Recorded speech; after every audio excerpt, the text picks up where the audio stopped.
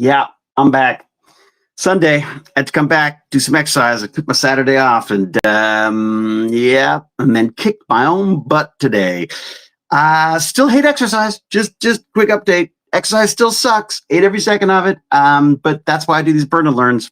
The idea is that this is my little treat at the end of my pathetic session of torture. I'm using that the erg as usual, that Concept 2 rowing machine thing, which as exercise goes, I guess is good. I mean, I feel it a bit now. I'm beginning to feel sort of like things, jiggling around that I didn't know were supposed to jiggle around before. Maybe they're not supposed to jiggle around. I don't know. I've never had muscles before. What are we talking about here? So I like to do some exercise. I like to learn something while I'm doing it. And I like to hop on here and discuss it because it sort of locks it into my head a little better, I hope, and probably confuses everyone in the process. But so welcome to my little Burn and Learn. I should pull up the chat, see who's here. There we go. Happy Sunday to you, James. How are you, buddy? The wild world of cybersecurity. There's lots of fun going on out there. We got to catch up at some point. I've got tons of things to ask you. I don't want to reload the site. What are we talking about? Hello, Ivan. You're local Dumbo. Hello, local Dumbo. I thought that was me. Hello, Darth. VCMD Propulsion. How you doing? How goes the propulsions? Honey Baked Ham, Hewlett. Sky Venom, indeed. Good evening. I'm good. Warwick, England, mate. I'm dying to get back to work. Gotta say, my wife's got a place in work, and her dad's place, and I just want a pig and a tractor, and we'll just do like a low rent Jeremy Clarkson's farm. You know what I mean? That's my goal. Ooh, look at the shake. Ooh, I got a bit of a shake going. Ooh, somebody done some exercise. Somebody made really hot tea. Okay, so sorry, Jenny, I made you hungry. I didn't mean to. Shout out for David being awesome. Oh, NDM, thank you very much. You're welcome to call me awesome whenever you want. At work, so we'll have to watch later, but wanted to show some love. Appreciate it, NDM. You work hard. Like the stream, people. Hello from the UK, more UK. Look at this. Just watching the first episode of Mrs. No Murders. Joan Roberts. Oh, enjoy. I got to say. Yes, lunch soon on you, James. Even better. See, he knows the way to a man's heart, to a nerd's heart. Anyways, it's lunch. Yes, James, I'd love to do that. We'll connect on that. Powering the DC-304 would be epic. All right, I can't say hello to everyone. There's too many people. But what is going? Don't you have better things to do than watch old sweaty Stargate nerds rambling on about crap? Well, good. I'm glad you don't, because that's why I'm here. Okay, so let me touch on a couple of things I've been learning. First off, so 32 minutes. I think it was 32 minutes today. Just over 6,700 meters, so 6.7 kilometers on the rowing machine, and it was miserable as always. Never any better, it seems. So I don't know what point does it get easier. I don't know, but it's certainly not there for me yet. I don't even know how many of these I've done at this point, but they're still miserable. So sorry, this part is not miserable. The part that's miserable is the exercise part. Just to be very clear on that. So I am listening to this book, The Selfish Gene, Dawking's book, which I've heard tell of for many, many, many decades now, and just never read. So I thought, that seems like a good one to have in my ear holes while I'm my soul is leaving my body as I try to attempt to exercise. And it's amazing. I mean, I've got to say, I've gone over some of the chapters a couple of times already, and I'm only on chapter 2 because there's so much stuff going on there. And because this is the 3rd edition, there's an awful lot of extra little notes and forwards and quotes and clarifications and stuff. So I'm finding it very dense, and me being very dense, it doesn't make it easy to get it all in there. So anyways, I started listening to it. I've gone back. I'm listening to some of it again now. The word really, first chapter is really just about explaining what he wants to do, which is basically say that I think there is a at what level does this survival of the fittest kick in, and where most people would assume that it was in the perpetuation of the species. He's saying, well, no, it's the genes. It's the genes that are trying to preserve themselves. And again, trying and themselves and all this stuff. Obviously, they don't have feelings and stuff. But so I'm curious to see where this is going. He's also very keen, I guess, because of multiple editions that have been out, about this not being political. Like, he wants to say, like, look, he's not saying that we should all be conservatives or Tories, as he calls them. And it should be, survival of the business fittest and all that kind of crap. He's just saying, look, this is what we are contending with. This is how the genes work. And his classic example, which I love, is like, we're not completely yes, obviously we are controlled by our genes, but we're not inextricably we're not inescapably controlled by our genes. Perfect example: every time someone uses a condom or contraceptives of any sort, we are literally working against the perpetuation of the species. So obviously we have some say on how these things work. And then, of course, as we've discovered, there's also what is it called, where the genetics, where the genes are, the genes can be activated or deactivated by the environment as well. There's that as well, which I thought was interesting. He doesn't mention that, but I just thought that was kind of a cool thing that I learned. What is that called? There's a great term for that. I'm sure someone in the chat will get it right. I'm hilarious. Apparently, we were not replicators. Got it. Well, what's funny is that the second chapter is epigenetics. Thank you so much, Banalog. I knew there's always someone so much smarter in these things, and I appreciate it. Thank you. Epigenetics. Yes, that's where the environment seems to trigger or silence certain aspects of your genetics. So I guess is it alleles? Some alleles are which is how the genes are presented in a species. But anyways, that your environment can affect that. Again, that's a little sideline, something that I'd learned that I was fascinated by, because I just sort of was under this understanding that the dogma was that nothing messed with the genes type thing, but apparently that's not the case.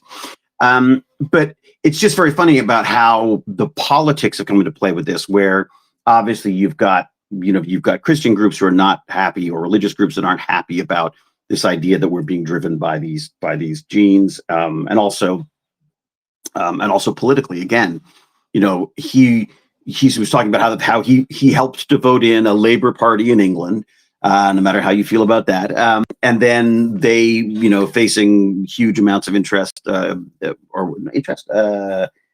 and stuff. Then the Tories came in, and the Tories, the people were sort of saying, like, oh, see, it's because of this stupid book about selfish genes. Now we got a selfish government. And his point is, like, look, it's not. I think he's saying that's just not. That was not his intention. And again, whether it may, just because it may support that, the idea of this survival and selfishness, it doesn't necessarily mean that that's what he's saying we should be doing, or that there's nothing we can do about it. So anyways, yeah, I'm curious to see where it goes. I truly don't know the upshot of this. Like, I don't know, the book is sort of referred to in the past in other things, but I've yet to actually get through it. And he's also very careful. I think one of the other things he says a little later on, when I get into chapter 2 again, is that this is not a red pill thing. This is red pill, blue pill. What is it? Whatever the pill is that you think is the bad one. The point being is that he's not trying to drag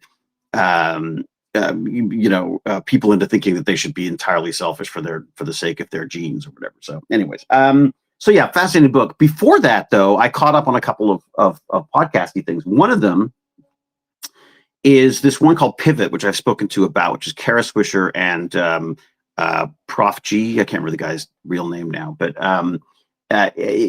it's an interesting podcast, because I've listened to Kara Swisher alone, and I've listened to Prof G alone, and I got to be honest, I don't like them. Not that I don't like them, but I don't like their podcasts. I find Kara Swisher is far too name droppy and sort of high on herself. And he gets a bit too sort of like, bro, yeah, dog, and all that kind of stuff. So not really for me either way. But when they get together, it's wonderful.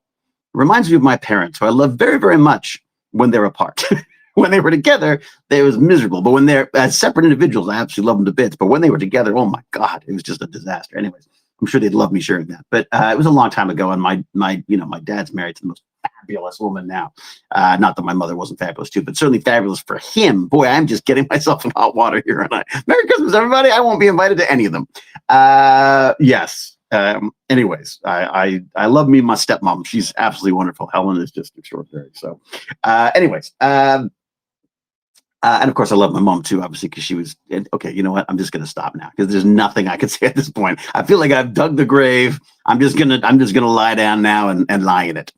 Anyways, so Kara Swisher, Prof G, together on this podcast called Pivot. I found it a bit much after a while because it is very political and business and current event stuff, and I find that exhausting sometimes, especially just the amount of sort of vitriol and anger and frustration and stupidity that you hear about. And there's a lot of opinions and a lot of back and forth. And anyway, so it's really fun to listen, and I highly recommend it as a podcast. But as I say, I do it in fits and starts. I try not to do too much of it, otherwise I get a little bit doom scrolly, shall we say? The other one that I touch on every so often, which I'm not going to recommend, but which is just if you want just a sense of what the broligarchy is about, is this All In podcast, which I just every so often I listen to it almost like a parody of humanity. I see James. I mean, I'll be like, don't, and I'll be, vocalizing my disgust at various different things or anger at that the way things are twisted, or to be completely fair, there's some stuff they go, oh, okay, no, that's a good valid point. But still, I call it my asshole show because are you listening to the assholes again? Yes, I'm listening to the assholes. So that's my All In is my asshole show. But anyway, so talking about this podcast, a couple things came up that I was interested in. First off, he's got a book out now about masculinity and what it is to be male. He's had some flack saying that sounds like he's saying that he's anti-women, but that's he's saying that's not the case. And Kara Swisher says that people have misinterpreted or not read the book properly. That's good. I'm kind of interested to read it because he has been going on about this whole idea that we haven't redefined what it is to be male now. Like, what is it?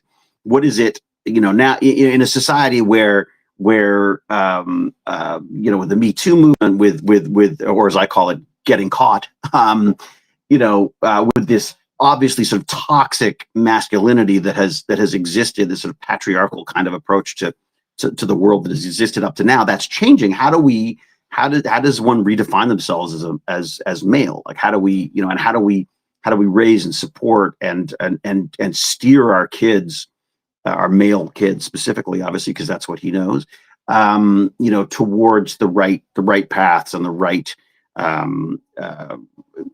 perspectives on the world, and how do you make them caring and empathetic, but also strong and entrepreneurial or hardworking. It's interesting. He's talked about it numerous times. I'm not sure the book. I'll see how the book's like. I mean, I'd be curious to know what it's like. But I'm not stopping the selfish gene to do that just yet. So anyway, so that's the one I'm thinking about. Is Galloway, isn't it? Professor Galloway, something Galloway, Scott Galloway, I think is his name. Scott Galloway, I think it's it. Scott Galloway and Kara Swisher. Anyways, worth a listen for sure. But something that came up just in passing. Sorry, I'm gonna have a sip of tea now because I need it. I've deserved it. I've been talking way too much. Hello, Sabine. How are you?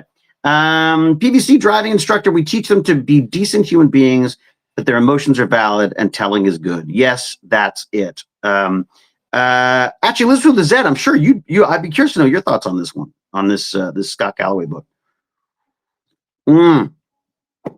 Delicious. Okay, so the other thing that came up literally in passing was Scott said, and he's a big businessy guy. He said that he felt that Bitcoin was going to have and I'm going to quote here, oxygen sucked out of the room for Bitcoin, because he thinks that the next thing to happen is this thing that they called speculative. Was it speculative markets? God, have I got that right? I guess maybe that's it. Speculative markets. Anyways, let me know. It's true. Canada does rock. Scott Galloway is a clown. Oh, interesting. Okay, yeah. Look, he's very divisive. People love him and hate him. You know what I mean? And I'm the same. I love and hate. So, but I also think he's a very smart man. And there's some interesting stuff that comes out of him. Not always the right stuff, I'm sure, but I'm definitely interested. You said that about Technological Republic. What is it? Technological Republic. But then you didn't want to hear it. What? All right. So, okay. What was the point here? Right. So I think it was called speculative markets, or is that right? Is that the right term? God, I'm trying to think of the word. There's another word for it. Anyways, okay, let's go with speculative market time. Anyways, basically, I was like, oh, that's interesting. I wonder what this new technology is that's coming into play that's going to be such a big thing. And it's gambling. It's basically gambling. It's like it's what are the probability between 0 and 1 of something happening, and you literally bet on that. And I was like, well, what's the difference between this and betting? And they're like, well, I mean, again, when I looked into the research of it, again, he literally just mentioned this in passing, like just in passing, just said that. And I was like, oh, what's that? And I looked it up. I got AI on it to look it up for me and get a few examples and stuff. And I still think I've got the wrong word. I'm not sure that it's speculative. But anyways, maybe there's maybe someone else has got a term for it in there that's right. Hello, Derek from Uganda. Welcome. So I look it up. It's basically gambling on the percentage chance that something's going to happen, which really ticked me off because I thought, like, what the hell? This is basically another form of gambling. What was interesting, though, and this is where the specifics of what we're talking about here make a difference. If you're just betting on something happening, yes, you get, you bet $1 that you bet $1 that the Democrats are going to come into in the next election. The Democrats are going to win. You bet $1 on that. If the Democrats get in, you get whatever your return is. If they don't get in, you lose everything right away. That $1's gone, right? So it's basically gambling, or what do they call it? There's some sports gambling stuff now that they can do where you can bet that so and so is going to drop the ball in this inning of whatever sports ball it is that you're watching. Anyway, but basically, gambling's everywhere now. The idea that there's now markets about this, and my immediate concern was, wait a second, this is a lot. These are stocks, basically. These are a way of gambling in a stock market way on private companies. So these are companies don't even have to have issued stocks. You are just gambling on the thought that they might do well, and someone is willing to obviously bet against that at some point. And you will lose everything if you're wrong, basically. Now there's nuance to it, I'm sure. And I think there's different the values and stuff change as more information comes in. But that's the basic premise of it. That gets around the Securities Commission stuff. So all of a sudden, you're owning stocks in something that you don't own a stock in, and that company is basically what's being used to almost market it, if that makes sense. And this reminds me of derivatives. I mean, where you just don't understand what you're getting into to some extent, except more specifically gambling. So none of this would be controlled by the Securities and Equities Commission, as the rest of stocks and bonds are, which makes it incredibly, ready for rip-off deals and stuff. And so my first thought, my gut response was, holy crap, this is terrible. This is a terrible idea. If this is just another sign of the apocalypse. And then it went out to point out that the reason why it's valuable is less because of the gambling happening on it, and more on the idea that you're getting a sense of the market from it. So if there's a lot of people voting, saying that they think that the Democrats are going to win, that maybe the Democrats are going to win, and and seeing those changes over time towards that end, that maybe depending on who backs them and who doesn't back them and scandals or whatever, that those odds will change as they go. But it is a way of basically trying to quantify what's sentiment and potentially what the markets may do. The other thing that I thought was really interesting that you mentioned was the idea that about getting into Bitcoin now, because it's down 25%, but that's still down 25% over it being up over whatever. It's still highly, highly speculative. And again, I'm not sure it's for me. But what I thought was interesting about him was he said if when the markets take a downturn Bitcoin drops as well, there may be a way to use it to sort of gauge, or even maybe there's a way to sort of hedge your stuff. It's just fascinating. I think he's a very, very smart guy, I got to say. I love that. I think one of the things I love about the internet, I've always loved about the internet, is that you can take one little thing and then just open it up, and it's a little wormhole. And you open it up, and all of a sudden there's a whole other universe of stuff in there, and things that you just never would have thought of that came from a podcast about the state of the world right now. And then all of a sudden I'm down a rabbit hole looking up how these things work. So, T2 bought Bitcoin in 2013. He still got it.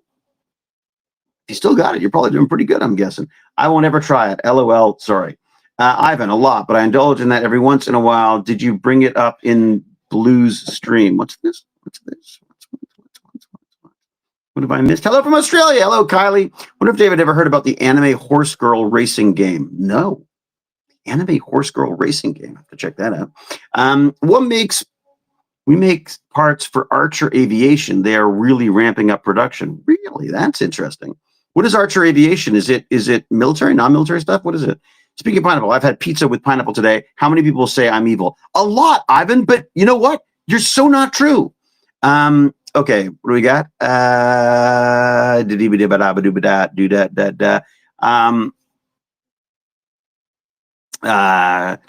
what he said is we don't disagree. What's going on? I'm missing the whole thread with Elizabeth with a Z. Sorry. No, we agree on a lot, and honestly, even when I disagree with him on something, we usually end up agreeing several months later. What do you mean? Like I come around eventually.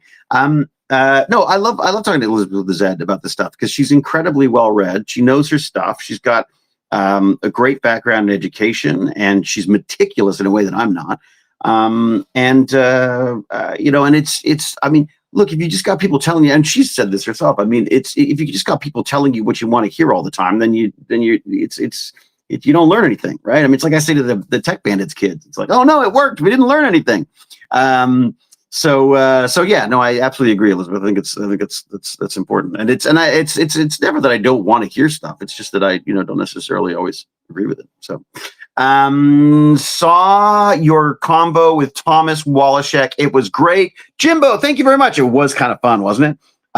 You want another good one? Check out Dino Marty. Dino Marty, our chat was amazing. Whoa, that light is bright. This, by the way, is what I'm working on right now. That's the noise in the background. This is an update to the fabulous Prusa multi-material upgrade. So it's so you print out. I love it for this. This is like literally I'm building replicators basically. My 3D printer is printing parts for my 3D printer. Mwah! I love the future. It's wonderful. What bright things outside? What's that bright thing outside? Oh, there was some sun. Yeah, some sun. But I put a fake one. That's a fake sun. I realized that I watched Eric Johnson do a podcast the other day. He's freaking great. Just lovely, smart, talented, wonderful guy. Far too handsome for his own good. And he had the best lighting and camera setup. And I thought, I got to up my game. So I put a light behind me. As far as I got. Then I started printing bits from my printer. Was there anything else I wanted to talk about before we got into questions and stuff? So it was listening to that. It was what's funny is Scott Galley was also accused of the red pill thing as well. I think he was talking about that as well, where it's like, look, I'm not telling men to man up, So anyway, I'm curious to read his book. It's almost it's about. Okay, my son just started using a 3D printer and is becoming disenchanted by the lack of things he's making. What? Where are there some interesting ideas or files to do it? Honestly, it sort of depends what he's into. Like I say with the Prusa, I love the Prusa because they're all kits. So every Prusa that I have, and I have like 1, 2, 3, I've got like 4 of them. I think I've got 4 at this point. They're all kits. I built them all myself. So if there's any issues, you print other parts. I got one of my Tech Bandits kids borrowed the older Prusa for last year at school, basically. And, he had a problem with one of the parts. Bingo. He prints another one, pops it in. I mean, it's just freaking great. It was, I even have the part right here. Yeah. So this was This was a part that I guess snapped off, or something wasn't working, or wobbling around or something. Oh yeah, there you go. So it's snapped off the ends there. So you just 3D print another one on the printer. It's just freaking great. Well, unless you've broken the part that's going to allow it. It's not going to allow it to print anymore, of course. But it's a bit like tattoos. No one gets one of them. So best place to find 3D printing stuff. YouTube, honestly. Look on YouTube. There's people talking about what the stuff that they're doing all the time. If he wants to do, fun, interesting things with it, Instructables is a great site as well. If you look for 3D printed stuff on there, Printables is Prusa's website, and they got a ton of stuff on there as well. And it sort of depends what they want, what he wants to do with it. What else is he into? Like if he's into trading cards, then there's some freaking great little things you can print boxes. And I mean, I printed these fabulous boxes for my cards, my kids' cards. I put it. I mean, like there's just haven't actually got the the screws in here yet. I need to get some new whatever they are screws. But this is just basically a little box for the for looking after your cards, that kind of stuff. So just really fun little practical or impractical little things to print. And then, like I say, I get a huge kick out of this kind of stuff because you're printing a printer. I mean, it's extraordinary. But there's some really fun stuff. If he wants to do robotics, again, go on YouTube, look up 3D printing. Uncle Jesse's great. 3D printing nerd. There's a ton of stuff out there. You know what I'll do? I'll try to find a bunch of them, and maybe I'll create like a favorites list or something I can put on my YouTube channel.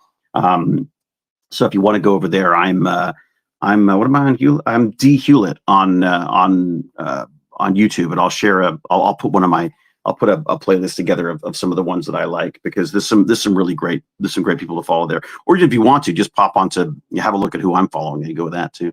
I posted those of myself. Oh, have you a full-time job? Where's that? Oh, Thingiverse. Thingiverse is fantastic. I like Printables because it's very Prusa based. It's very sort of Prusa centric. It didn't work for anybody, but I love that you can actually get specifically the Prusa stuff. Like what I like this download. I didn't download the STL model. I downloaded the G code for that model to print this part. So I'm very happy with that. Shorting Tesla. There you go. Yeah. There are some fun things for fidgets in the Thingiverse. Yeah. I mean, like, for example, I've got, I've been printing out. I feel a little guilty because I'm worried a little bit about the whole plastics thing. Don't tell Candy Medusa. But like for the kids, I'm doing this little Christmas thing this year, and I'm helping out at the local what's it called, community center, and it's sort of a youth center thing, and every year they do a little sort of community thing where you can come in, you can get hot chocolate and now pancakes, because I'm there. I've got the pancake printer bot out, the pancake bot, printing these silly, usually badly designed pancakes. But what's fun about it is when you make a mistake, they're edible. You just eat them. So I make a bunch of these little sort of geometric pancakes and stuff for the kids and the family and stuff, and they pour tons of syrup on it and get all hyped up and enjoy themselves.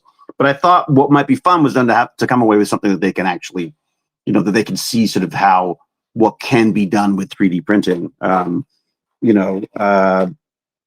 So I did some of those. I did some Pikachus too, didn't I? Yeah, the little Pikachu's really cute. Hello, Pikachu. Pikachu. Oh my God, stop it, David. Anyway, so I'm just printing out a bunch of little things, but they're little. I really wanted to do something practical. Like I thought it'd be kind of fun to have a practical thing. And I'm looking at maybe doing, I used to print out Flexi Rexies, as I call them. They're little dinosaurs that are flexible, and they print flexible. So the beautiful thing about 3D printing is that you don't just have to print, line by line. You can print with parts that can be printed together, right? So you print them like this, and then they're built together, 3D printed together. So you can build fabrics, you can build these little, as I say, these little flexible animal things. I thought maybe I could do some of those. The only problem is time. It's just how long they take to print. I mean, 3D printing is still not the fastest thing in the world. So these little Charmanders and Pikachus I thought were kind of quick to do, and cute and easy enough for me to give away. Thanks to my Patreons and my people buying T-shirts and things over on techbandits.org. That was a nice little segue, wasn't it? Like literally, that's what I can do this. I can afford to do these things. I'm happy to spend my own money on this stuff, and I do, and I have always done that. But it is really nice if anyone does want to help support stuff, then head on over to techbandits.org. There's a Patreon link there. There's the email of awesome awesomeness, which you should totally sign up for because that's totally free, costs you nothing, and it gets me off the stupid social media platforms that drive me crazy. He says streaming to YouTube, Facebook, and Twitch. But anyways, those they work well for me. I'm enjoying those. So what else we got in here? I'm sorry, I know I'm going to miss a ton of stuff here. I've been experimenting with a resin printer for models. A filament printer is really great for everyday useful bits, which I'm always printing things around the house. Yeah, it's amazing how I'll print a little hook here or a little tchotchke to hold something in place. I'm designing one right now, which is a way to clip the poo bag onto the leash so I don't have to freaking carry it in the cold, so my hands don't get cold. I want to just be able to clip it on and make sure that obviously you don't want that to mess up. I mean, it's tied shut, obviously, but the idea of being able to sort of clip it onto the leash so I don't have to carry the dog poop around. Because here's the thing. My wife's away. My son's at university. The dog I said we don't want, that I didn't want, that I voted against having, it turns out I'm walking her twice a day, feeding her, and she's, waking me up at 6 a.m. or 7 a.m. to say good morning every morning. It's wonderful. This is why I didn't want a dog. I also didn't want to be picking up after it all the time. It just feels very silly. Thank you, Ken Perders, for being the man with the links. You rock. Resin printing, I'm really interested in. The problem with resin printing for me is just I don't want to deal with the fumes. I'd have to do that out in the garage, and the garage is very, very cold right now. I'm saving up to do a whole big installation thing, which could be kind of fun. That's awesome. You keep making more. Pokemoms. Hope Nintendo don't see this. Yeah, exactly. I mean, Pokemon would hate it as well. I've looked into injection molding. Again, part of it for me is the materials. I think that is also, they can be quite, is it toxic? Or certainly they're smelly. And I think I'm already pushing the bounds with multiple 3D printers going in here. I'm like, it's not as loud as the washer and the dryer, but yeah. Can I tell you, you should be the head of Atlantis? Should have been the head of Atlantis. There's still time, because they did announce a new series. Who knows? Maybe I'll be running Atlantis. If I was running Atlantis, I'd probably be there by myself. The place would be completely empty. I'd be like, with long hair and a big shaggy beard, like just ranting at myself. I probably found my own hologram and I'm talking to it. Detective Pikachu movie was cute. It was cute. Chainmail, yeah, the chainmail stuff's pretty neat. Thamwan, what you can do with that? There's some really neat materials you can create using the 3D printing, because as I say, they can be interlinked in the print. You don't have to put them together. Pancake printing's awesome. Go look up David Mythical Morning episode with it. Hilarious. David, Ivan and I had a question. Longest amount of takes for a scene in a dog's breakfast. Longest amount of takes in a scene. Trying to think. There weren't a lot of takes. You know why? We had no time or money. I don't think there was a lot of takes. I'm trying to think of ones that, you know what? The most takes were probably the ones with me, Chris Judge, and Kate, because we just can't stop cracking each other up. They're all so freaking funny. And God, Chris Judge is effing brilliant in that movie. Though I say so myself, Chris Judge and Kate together are just so freaking funny. Anyways, you complete me. Oh, Joe Meehan. I'm so touched. It's getting cheaper. Yeah, 3D printing is getting cheaper as well. Tell me more about your replicators. Yeah, exactly. So I'm replicating 3D printers. So basically, this thing. So this is the original beast. This is the original. I think it's called the 2 multi-filament unit. Oh no, this is going way back. This is the MM1. Wow, way back. Always been problematic, to be honest. It never really. It was very, very finicky, and I think if you ask the Prusa folks, they'd say the same thing. So what do? They provide upgrades. They're constantly trying to fix things, which is what I love about them. And what I also love is, get this, I take this apart, I use the motors and the metal parts, and I 3D print the rest of it. And they provide us with a new little board and all this kind of stuff. It's really, really cool. I can't wait to try it out, because I think it'd be kind of fun for the tubes everywhere. I think it'd be kind of fun for the kids to see some multicolor thing. I've got to be honest, I don't do a lot of printing with multiple colors.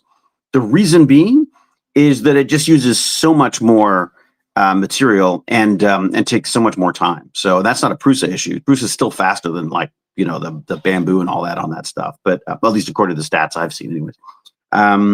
But it's just the nature of that type of printing. So, I've generally printed and painted.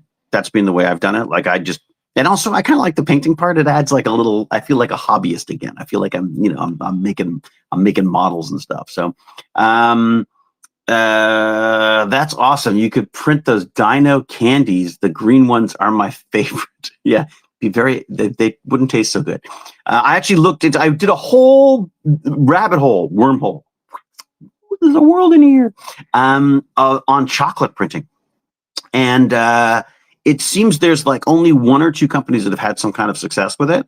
And unfortunately, the printer itself is it's like $1,500 or something. Like I'm Canadian, I don't even know what it would be in Canadian, but the only one that seems to be sort of like truly works is this one that's just really expensive. And it just seems very niche for me. Like if I was running a restaurant or something and I wanted to do little chocolates and stuff, then totally that makes sense. But for me to bring it out once or twice a year to entertain kids, it just doesn't. Unfortunately, much as I'd like to, it doesn't make sense to spend that kind of money on it. I looked at getting like a new, just the extruder part, which is the part where the filament comes out that gets heated up, and it's a really neat little system. And the way they figured out how to make them more and more efficient as they go. I looked for one that could just do something like that, only with chocolate.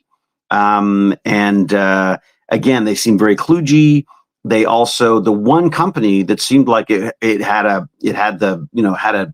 lock on the model was this fabulous company based in Ukraine, and I have no idea. Their website doesn't seem to allow you to get stuff from anywhere, certainly not to Canada. So yeah, a bit of a drag on that, really. I even went looking for secondhand ones. I thought maybe I could get like a secondhand chocolate printer, but then I was like, I don't know. Do we want a secondhand chocolate printer? What if it's not? It is a food thing. I don't know. Anyway, so that's it. I like how cute everything was. Oh my God, the Psyduck. The Psyduck would be fun to do too. There was one little over interlocking gear thing everyone was printing a little over a decade ago.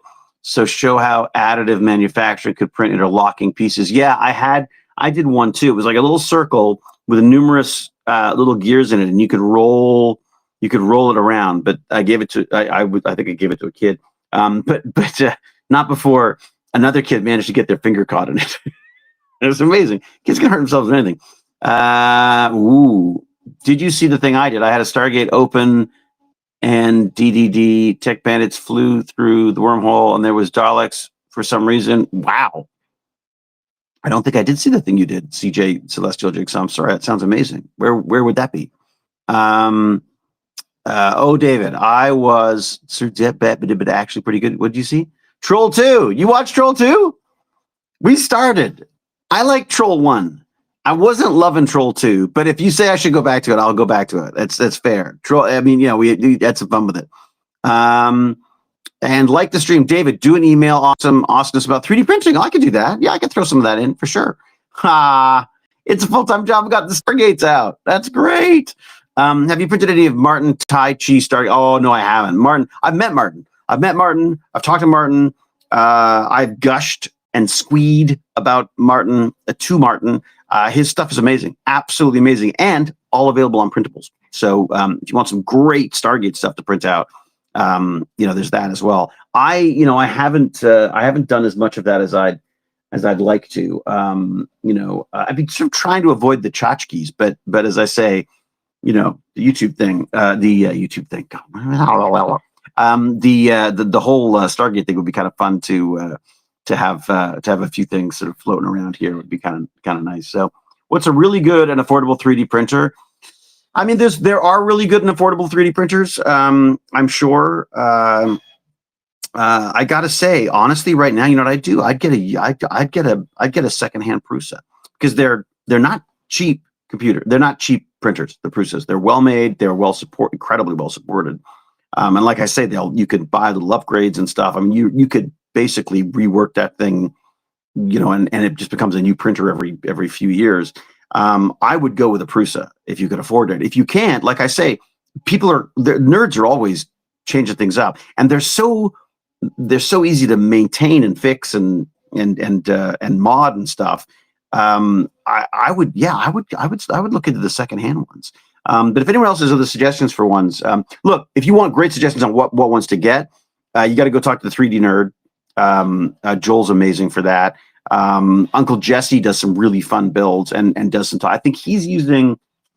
What has he got? He's got oh God, there's a type of one that he uses. Check him out, because he's got all sorts of deals, and he's got deals with a company that does a bunch of really very affordable ones. He seems to like them, so But like I say, I just honestly, and I know I'm totally biased. I've been to Prague. I did the 1 hour tour of Prusa, and it took us 7 hours. So I had so much fun, and then I stayed and did a podcast. So I love those people and that company and this stuff so much. I cannot, and I know I'm biased. Like, I'm sure, look, the bamboo is beautiful too. There's all sorts of amazing things. And like I say, Prusa is not the cheapest, but I'm telling you, they're bulletproof. They're like my little Toyota Tercel of 3D printers. They do not give up. And when they do give up, you can 3D print new parts and easily pick up stuff. So that would be that's my recommends. They're not as sexy as some of the other ones, but if you're a nerd and, yeah, it's amazing what they can do. If you're not a nerd and you just want a kid to be able to print stuff out, I was very impressed with the bamboo. I'm very, very impressed with the bamboo. I mean, I found it a little frustrating because it's sort of like the Apple of 3D printers, in that I couldn't get in there as much as I'd like to.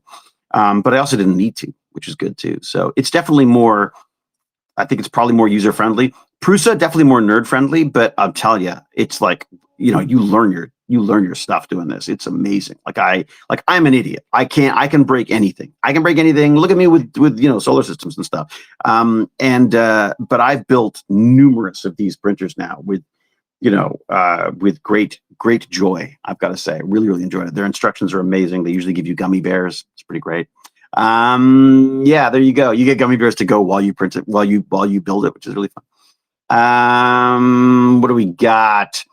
All those dads that say they don't want the pet secretly love them. You know it.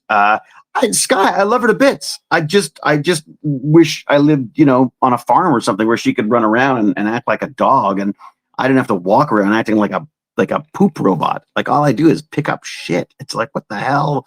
It just feels wrong in every way. It's like every part of my selfish genes, are saying, like, what the hell? Why am I picking up shit after this dog? You should be picking up mine. Never mind, or whatever. One thing my son did make, which I thought was fantastic, was my last birthday present, a ratchet strap for the back of my glasses to tighten the fit for running. Nice. Yeah, I've printed a bunch of stuff, just silly useful things, like like there's these little they look like an infinity symbol, but they're basically cable ties. So you just pop the cable in there. I printed out hundreds of these things. I'm going to show you how it works. So you've got okay. So I'm not going to show you my desk because cable management is not my strong suit, obviously. It's kind of embarrassing, to be honest. It's like it's a freaking mess, and I don't know. I'm not sure exactly what to do, because I'll tidy it up and get it all set up and have it all organized and color coded and all sorts of cool stuff, and then I have to move something, and then it's all gone again. So now I've gone with rat's nest. All right, fine, I'll show you whatever. So it's like, look at that. That is a freaking disaster. Now I wish I hadn't done that. Anyways, so it's a McKay approach. So these things, that's it. That's the print. Very easy to do, multiple different sizes. I've just got this little cable, pain in the ass, because it gets tied. They all get caught up and stuff. So I literally just would do what I would always do, which is just sort of roll them into a little thing like that. And then this thing just goes like this and this, and just snaps between them. And there you go. Your cable's going nowhere. It's just great. I mean, it's just little things like that, which are fantastic. I don't think what else I've got. Oh, another one right here. Okay, so, was something right there. These, like when I'm organizing cards, there's just this little thing it's totally modular. You can add pieces, take them away, and have multiple versions of this. You just put the cards in there, and they sit in a nice, upright position, so you can see what they are. You can flick through them. It's great, that kind of stuff. So, and then and you can reprint them when you drop them. And then the ultimate thing, of course, being that you're printing. I'm printing a new printer. Basically, I'm printing a new multi material unit, thanks to Prusa and their amazing instructions. It's just it's great. It's absolutely amazing. I love it. So that's there you go. Woke up at 2 a.m. for no reason whatsoever. Oy. God, that sucks. I hate that. I hate it when that happens. I like the idea of heated jackets. I like that idea too. David, episode 1 Doctor Who spinoff, War Between the Land and the Sea, came out today in the UK. I haven't watched it yet. Is it going to be good? What do you think? Thoughts? Rodney, Toy the best. I am the best, it's true. I watched this live in France. Sorry about my English. Thank you for your participation in Stargate Atlantis. Pedro, merci beaucoup. Je ne parle français très bien, mais je suis très jolie parce que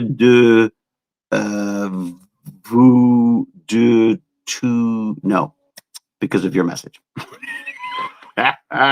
Désolé pour mon français, mais bienvenue, Pedro.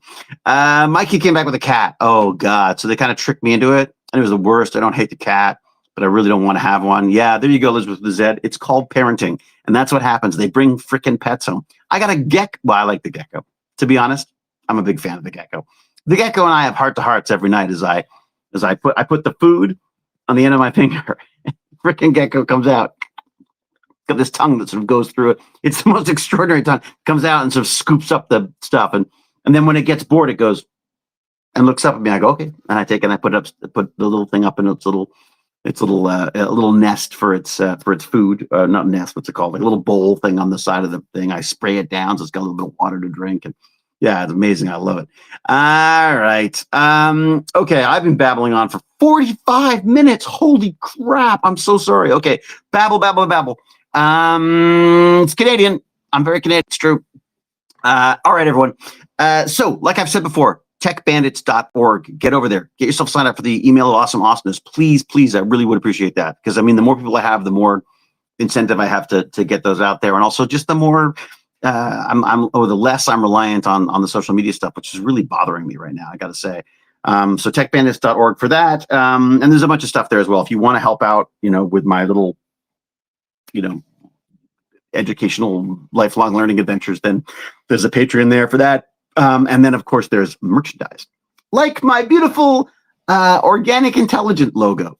I got to work on that. I'm trying to come up with a better one, but I just wanted something that spoke to the idea that behind every AI there is an organic intelligence, and that's us, right? I mean, so let's not forget the organic intelligence as we launch headlong into the AI apocalypse. So I got here just at the end. Oh no, Brippin. Sorry.